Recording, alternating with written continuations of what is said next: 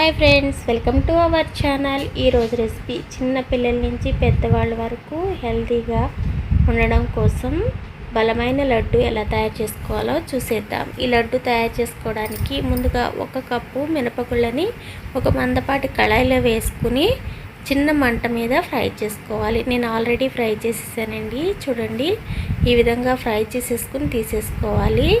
ఇందులో తగినన్ని జీడిపప్పులు, బాదం పప్పులు కూడా వేసుకోవాలి. ఇవి ఈ కలర్ చేంజ్ అయ్యి చల్లారిన తర్వాత నోట్లో వేసుకుంటే కరకరలాడాలండి. ఆ విధంగా ఫ్రై చేసుకుని తీసుకోవాలి. పూర్తిగా చల్లారిన తర్వాత మిక్సీ జార్లో యాడ్ చేసుకుని మెత్తటి పొడిలా చేసుకోండి. చూడండి, గ్రైండ్ చేశాక చూపిస్తున్నాను. ఈ విధంగా మెత్తటి పొడిలా చేసుకున్న తర్వాత ఇందులోకి తగినంత బెల్లం వేసుకోవాలి. నేను 1 కప్పు మినపగుళ్ళకి 3/4 కప్పు వరకు బెల్లాన్ని యాడ్ చేస్తున్నాను. ఈ బెల్లం కూడా మొత్తం కలిసేటట్టు గ్రైండ్ చేసుకోండి. ఫ్లేవర్ కోసం కొద్దిగా 2 యాలకులు వేసుకుని గ్రైండ్ చేసుకోండి. ఇలా గ్రైండ్ చేసుకున్న తర్వాత ఒక గిన్నెలోకి తీసుకుని తగినంత నెయ్యి వేసుకుని లడ్డూలా చుట్టుకోవాలన్నమాట. చాలా టేస్టీగా ఉంటాయండి. చాలా సింపుల్గా చేసుకోవచ్చు. హెల్త్కి కూడా చాలా మంచిదన్నమాట.